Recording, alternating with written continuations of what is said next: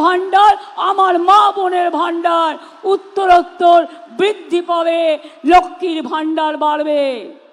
আপনারা জানেন আমি যেটা বলি সেটা করি। লক্ষ্মীর ভান্ডার আরো এই টাকা মা বোনেদের টাকা উত্তরে উত্তরে বৃদ্ধি পাবে, লক্ষ্মীর ভান্ডার বাড়বে। এই কথা শোনার পর থেকে চারিদিকে একটি শোরগোল চলে আসে। এই যে কথাটি বললাম, এই কথাটি রাজ্যের মুখ্যমন্ত্রী মমতা বন্দ্যোপাধ্যায় মালদা গিয়ে একটি জনসভায় কিন্তু এই কথাটি বলেছিলেন। তারপর থেকেই কিন্তু চারিদিকে একটি শোরগোল ছড়িয়ে গিয়েছে যে লক্ষ্মী ভান্ডারে যে টাকা সে টাকা নাকি বাড়ছে।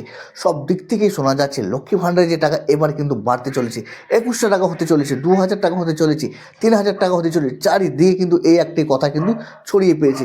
যখন দেখি কিন্তু রাজ্যের মুখ্যমন্ত্রী মমতা বন্দ্যোপাধ্যায়ের মুখ থেকে এই একটি কথা বেরিয়েছে যে উত্তরে উত্তরে বৃদ্ধি পাবে এবং লক্ষ্মী ভান্ডারে যে টাকা সে টাকা বাড়বে, এই কথা শোনার পর থেকে চারিদিকেই কিন্তু আমরা যে কথা সেই কথা কিন্তু বৃদ্ধি চলেছে। তাহলে সত্যি লক্ষ্মী ভান্ডারে যে টাকা সেই টাকা কি বাড়তে চলেছে? কি রয়েছে এই নিউজে, চলুন আমরা একটু দেখে আসি।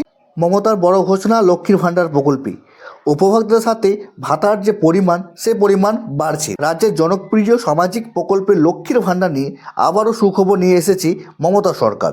এই প্রকল্পে উপভোক্তার সংখ্যা বাড়ানো এবং আর্থিক সহায়তা দুটোই বাড়ানোর সম্ভাবনা রয়েছে।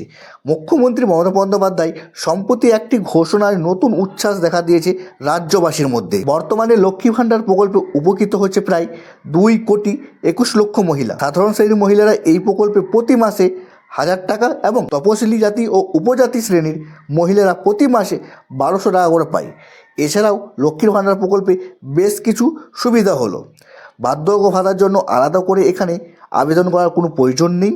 লক্ষ্মী ভান্ডার প্রকল্পের উপভোক্তাদের বয়স 60 বছর হলেই নাম অটোমেটিক বার্ধক্য ভাতায় তালিকাযুক্ত হবে। দুয়ারে সরকার ক্যাম্পে গিয়ে নতুন উপভোক্তারা এই প্রকল্পে নাম যোগ করতে পারে বা আবেদন করতে পারে। সম্প্রতি একটি সরকারি অনুষ্ঠানে মুখ্যমন্ত্রী বলেছেন লক্ষ্মীর ভান্ডার মা বোনেদের জন্য, এটি শুধু স্থায়ী হবে না বরং আগামী দিনে আরও উন্নত করা হবে।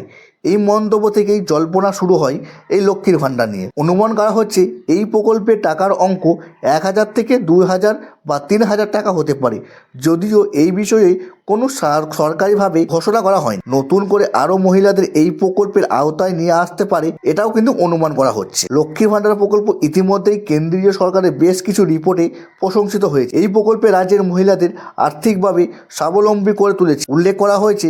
এছাড়াও পশ্চিমবঙ্গে এই প্রকল্প অনুপ্রাণিত হচ্ছে উড়িষ্যা, দিল্লি এবং আরও কয়েকটি রাজ্য। এ ধরনের প্রকল্প চালু করার সিদ্ধান্ত গ্রহণ করা হয়েছে। 2021 সালে বিধানসভা নির্বাচনের আগে লক্ষ্মীর ভান্ডার প্রকল্প চালু করে মমতা ব্যানার্জি। 2024 সালে লোকসভা নির্বাচনের আগে প্রকল্পের টাকার পরিমাণ বাড়ানো হয়। 2026 সালে বিধানসভা নির্বাচন, আর এর আগেই বড় কোনো একটি ঘোষণা হতে পারে বলে অনুমান করছে বিশেষজ্ঞরা। রাজ্য সরকার এই প্রকল্প শুধুমাত্র মহিলাদের আর্থিক সুরক্ষা দেয় না, বরং তাদের আর্থিক ক্ষমতা বৃদ্ধিতে গুরুত্বপূর্ণ ভূমিকা পালন করে। তাই রাজ্য সরকার এবং প্রকল্পটা আরও বিস্তারিত করে পরিকল্পনা করছে।